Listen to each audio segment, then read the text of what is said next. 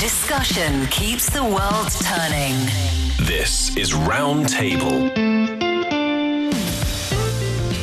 You're listening to Round Table. I'm Steve Hatherley today with Fei Fei and Yushan. Coming up on today's Soapbox, Gen Z in the U.S. has taken up a new self-care hobby. For those that suffer from anxiety, people are packing small comfort bags to help them get through a tough moment. Is it smart planning or a little self-indulgent? Our podcast listeners can find us at Roundtable China on Apple Podcast, and we love to hear from you, so send your voice notes our way. Roundtablepodcast@qq.com. Once again, roundtablepodcast@qq.com. And now,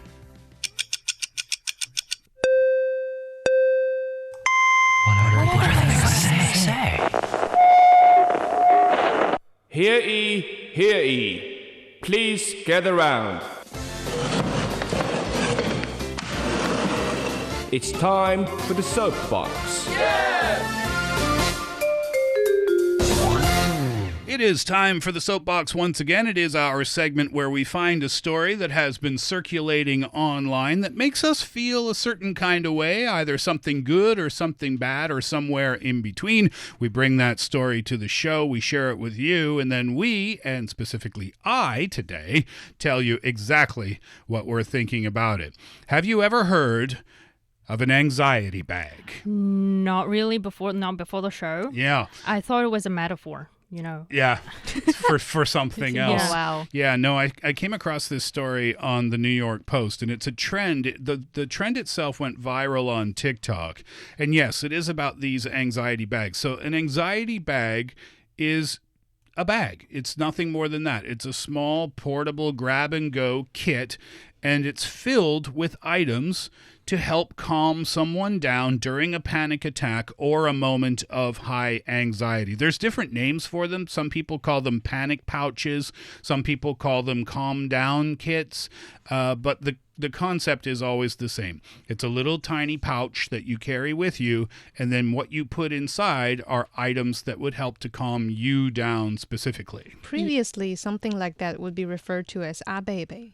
I believe this was mentioned on Roundtable too. Like some young people bring this trend up to social media again, telling everybody this is my baby, as in this is could be a plushie or an item or a blanket that they hold on to as a kid and still do whenever they want comfort. Oh, so the item that they actually had when they were a child. Yeah, but here we're talking about a bag that can be filled with many things. Yeah, and it doesn't matter what you put in there. So what people are filling it or filling them with are things that matter to them. So for example, but the interesting side note to this is that they're all related to our five senses.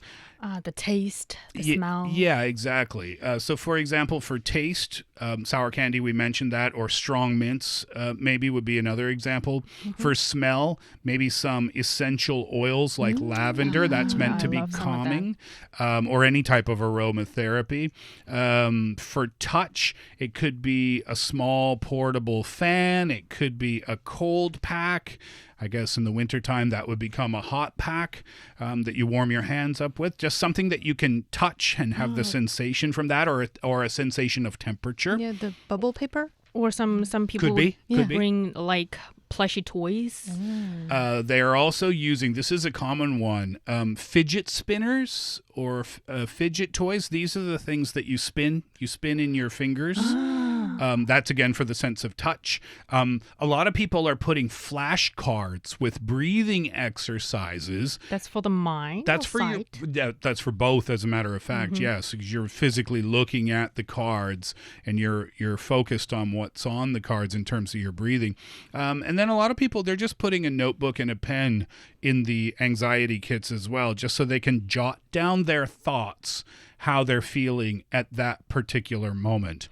They're doing this, by the way, and we keep talking about taste and smell and touch and all the senses, because in that moment of a panic attack, psychologists say those five senses are the things that can ground us again, can kind of bring us back to reality, bring us back home.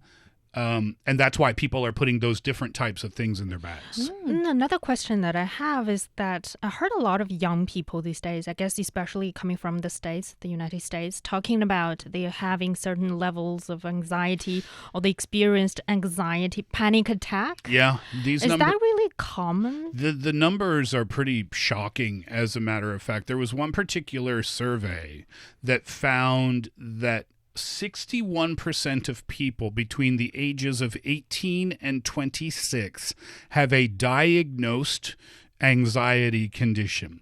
43% have a panic attack at least once a month. Those are shockingly high numbers to me. I'll give those to you once again. In the age group of 18 to 26, 61% said they have a diagnosed anxiety condition. That's not the person self-diagnosing, right? That's someone giving them a diagnosis. That's how I understand it.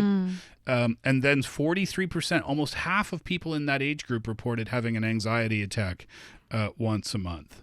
And so when it comes to, for example, I've never had a panic attack before, Steve. If I really, for someone who has a panic attack at the moment, so they can go to this kit or pouches or bags. Yeah, that's the idea, because traditional tools like therapy, for example, which is very, very helpful. Medication for other people might be very, very helpful. But in that specific moment of a panic attack, then your traditional therapy or your medicine might not work exactly at that time. So young people have created the concept of these bags to offer an immediate source of help, an immediate way, a physical way to interrupt the panic attack. And go back to the five senses that we talk about to sort of calm themselves down. Yeah, exactly. You know, the first time I heard about this news, I was kind of critical about it, and like another anxiety story of this young people, you know, claiming them to have panic attack, who know what that is. And then, you know, this morning I was going through my bag and I realized I also have some kind of a pouch that's calming me down. I didn't realize it was sort of an anxiety bag. I remember that I can't leave without that pouch. It has, you know, little things like a lipstick or a lip balm or some tissues or wet wipes. Just simple things. But I just keep grabbing them everywhere I go, no matter where I go, no matter if I'm going to use them or not. It's sort of the same thing, is that if I have that pouch by my side, I feel that I can calm down. And that's what young people are saying about this. And the reports back of people who have had a panic attack while having their bag with them, or just have their bag with them and they didn't experience any panic attack, the results are exactly what you said. One young person said within 10 minutes I was calm again and even fell asleep. Another person said, I haven't actually used it yet, but just having that with me makes me feel calm, because it's almost like a preventative measure. Yeah, I think it totally makes sense that young people, what's the age you said, 18 to 26, are resonating with this, is that we are growing up with these young people. They are growing up in such an era that than ever before prioritizes self-awareness. And we also have a much richer and varied diameter of diagnosing, whether it is self-diagnosing or really like properly officially diagnosed, for different things that people used to overlook or stay unaware of, such as anxiety. Is this true in China as well? I mean, this type of thing is really on the radar of young people in the West, like identifying your feelings, sharing your feelings, talking about how you are feeling at a particular moment. This is true for young women and young men. In China too. Yeah, in China too. Especially on social media platforms where young people encourage each other to share how you truly feel. There are like all kinds of talks, not as major as TED Talks, but yeah, smaller scaled activities where young people gather together and give talks, give sharings under a certain theme, whether it's like insecurity among female, that one I watched, and also the confusions that we have as we grow up from from a so-called legally adult from like university years to transitioning into entering the society as an employee or somehow. So yeah, there are all different themes under this whole vibe, and young people are encouraged to talk. You said gathering for talks. So is this Yeah. happening at a community level, It or can is this be- online? You mean, It can or be both? both. And the examples that I'm raising are they host little seminar like events or TED Talk styled gatherings. Oh, that's cool. Offline. Who would be an example of someone giving a talk? I don't mean like their name and job title, but like, is it a qualified professional? Could be, or doctors, psychiatrists, or just social media influencers who really build an empire in sharing stuff like that. So And also when it comes to podcast, I think topics like this, I think in Chinese we call them self-growth. It's basically about getting to know yourself, especially when it comes to some of the sticking points. For example, what can trigger your anxiety, what can trigger some of the negativity in your moods, is something that among the top reviewed or listened podcasts in the Chinese language. Oh, cool. Yeah. Yeah, so apparently people are finding this kind of, I'm not sure that a lot of young people carrying literally an anxiety bag like the American young people were doing, but I do feel that they are finding ways to create space, either online or offline, to find their community so that they feel safe and secure to talk about their feelings. Right. Wonderful. Maybe, especially when it comes some feelings you just can't share them with your friends on a daily basis. So it's nice to have this kind of in Chinese we call them 同好, people who maybe share the same experiences or same problems with you. And that person doesn't need to be a friend. Yeah. That can be a complete and utter stranger, but you find comfort there, right? Knowing that someone else, because we often feel that way when we're going through a hard time. If you are a person who suffers from depression or anxiety, then a lot of the time you'll feel like, oh, I'm the only one who feels like this, because when we look on social media, everybody looks so happy.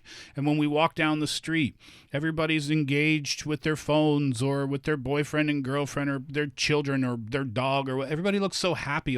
When you suffer from depression or anxiety, all of a sudden the world looks so happy and you don't. You become the problem. You feel like you're the only one who feels like that. So when you hear or even read or watch about someone who's going through the same thing you are, it really validates your feelings. Yeah. It makes you feel like, oh, I'm not crazy, actually. There are plenty of other people around the world who are feeling exactly the same way. And also, I think, sharing these kind of feelings with somebody, for example, online, a total stranger in real life, for me, it feels more safe and more helpful than talking to a friend. Because when you share some of your feelings with your friends, you just can't, you also risk the chance that they judge you or your feelings, because, everybody has their different value standards. It's true. So being able to share that with a stranger, quote unquote, feels like you can't actually 100% open up. I remember, it was about more than 10 years ago, I guess, and I talk about it openly now. I went to therapy for 3 months. I went through a hard time in my life. And I remember talking to a producer of mine. And I said, I think I want to talk about this on my show. And they said, I don't think you should do that. And I said, why not? And they said, well, the feedback that you get from the audience might not be that comfortable or that kind. And I disagreed with the producer, and I said, actually, I think I want to do this because I want other people to know that if I feel like this, then of course it's okay that you feel like this, and there are millions of other people around the world too. And I felt a responsibility. I'm not an influencer or anything like that, but I had a microphone. So I thought, if I can, share and it helps out at least one person. So I did it. I did it against the advice of my producer.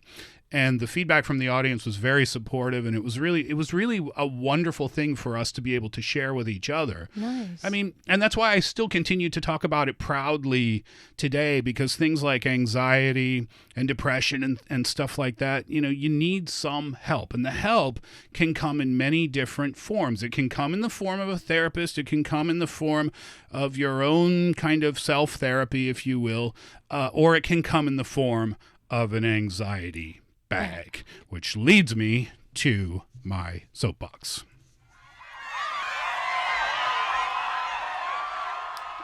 Now, everything I just said, you're going to expect me to start by saying I 100% supported this idea of the anxiety bag from the start. But I'll be honest, my initial reaction was not that kind. It was very knee-jerk. I thought, is this really necessary? Are young people getting too soft? Are we identifying problems that aren't really there just because we see someone else on the internet say that they have anxiety? That was my gut. I admit it. But within a few hours, I remembered something. I remembered the days when I had a panic attack. It hasn't happened to me often. I can actually count on one hand the number of times it's happened in my entire life. But oh boy, when it did happen, it was terrible. It only lasted a few minutes, but in those minutes I couldn't breathe. My heart felt like it would pound right out of my chest. My thoughts were static. Pure, unfiltered fear sweeps over your body, and it swept over mine. It's called a panic attack because that's exactly what it is. You panic. It's not worry. It's not stress. It's panic. It's the real thing. It's 100% raw, no holds barred feeling of complete panic. If you've never felt that, if you've never experienced that moment where your body betrays you and your brain short circuits, then you are lucky, because it's a few minutes of pure torture. And after I remembered that, I changed my tune completely. If you're someone who experiences panic attacks even once a month or once a year or even once in your life, and you want to be proactive about fighting that feeling, you want to pack a few things that might comfort you or calm you down in an anxious moment, you go right ahead and do it. Because we all have coping mechanisms. Some are healthy, some are unhealthy. Some people drink, some people smoke. Those are coping mechanisms. Some people scroll through their phone for hours. We know the dangers of that. Some people binge watch TV. Can't call that good for you. So, if your coping mechanism is a small bag with a cold pack and some sour candy and a fidget toy, pretty harmless to me, and actually, it's pretty smart. Is it necessary every day? Hopefully not. Does it take up a little extra space in your bag? Sure, but so be it, because if it works, it works. And you don't need to worry about anyone else's opinion on how you go about your self-care. My opinion doesn't matter, and especially the opinions of some section online, some trolls saying that they disagree with you. Nobody cares about you. You need to care about you when it comes to your mental health. Kids these days are too soft. You know what? I retract that statement, because other people don't live inside your head. They don't feel your heart pounding. They don't know what it's like when panic hits. Only you do. So do what you need to do. Put whatever you want in that anxiety bag. Put it in your purse. Put it in your backpack. Don't be ashamed. Talk about it with your friends, and hopefully you'll never have to use it.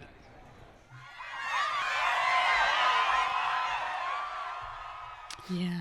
Think so? I think so. Yeah, of course. But my first reaction was like, oh, they're getting soft. I was like, wait a minute. Even my own, everything I said before about what I've gone through, as a person, I forgot about that just for a couple of hours until I thought, oh, wait a minute, Steve. Yeah, you went through this too. I don't really think it's your problem, if I may phrase it that way, Steve, to naturally, subconsciously think about, oh, young people are getting soft, because there are millions, so many people out there who's commenting that exact word under videos, under certain themes like how many anxiety ratio is discovered among younger generation and stuff. And you see, that's what the ecosystem is prioritizing nowadays. When being sentimental or being prone to anxiety is seen as a weakness, and the ecosystem prioritizes the so-called toughness. Yeah. That's when people really subconsciously go to, oh, it's because you guys are weak. Yeah. But that's not necessarily true. Yeah, and I think that's also one of the sources when it comes to why young people are having seems like more anxiety these days. I think one is that in the past, nobody really talks about, even though they're suffering from anxiety. They either are not talking them to the outside of the world, or they didn't know they are suffering from anxiety in the first place. And the second is that we often have, these days, no matter for males or females, we always have this perception that you need to be tough to survive in the world. It's like you are living in a jungle. If you're not tough enough, you're gonna be eaten up by someone who is more powerful and stronger than you, and you will be the loser in the society, in this quote-unquote jungle world. And I think that's also something that's fueling up this kind of anxious mood in many people, regardless of what generation they're from. I learned a long time ago that admitting that you need some form of help somehow, anxiety bag, panic pouch, or whatever it is, admitting that is strength. That's the strength. Right. Ignoring the feeling or saying that you can handle it on your own because you're a big, tough person, that's weak. That's stupidity. Yeah. You can't live your life by yourself, and you can't solve every single problem you have alone. It's just not the way life is, and it's not the way reality is. And also when it comes to communication, I have this thing that I was talking to my friends really over the weekend about, in communicating, especially when it comes to your friends or your partner. And we're debating basically about who is, quote, the stronger one in this kind of communication or relationship. What do you mean? Is that you probably have seen friends or partners who refuse to apologize, even though maybe in their mind they know they've done something wrong, but they just cannot come to apology to your face. Yeah. And that, to me, is a source of not feeling confident, not being able to handle and admit, I'm not perfect. I made mistakes, and that's normal.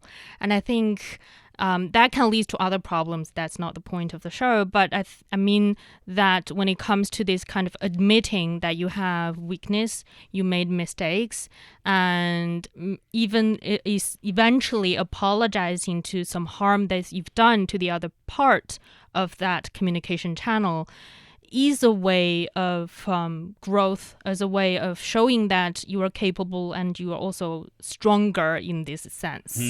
And maybe sometimes, because we were in a sort of debating about whether, for example, I feel like he is the one, I'm now saying he or she is the one that's done that wrongdoing in this deed. Blaming the other person. Yeah, but I'm the one who decided to extend that hand to say that, what, we should just let it go. Yeah. Yeah, we shouldn't be, fighting over this same issue and over again.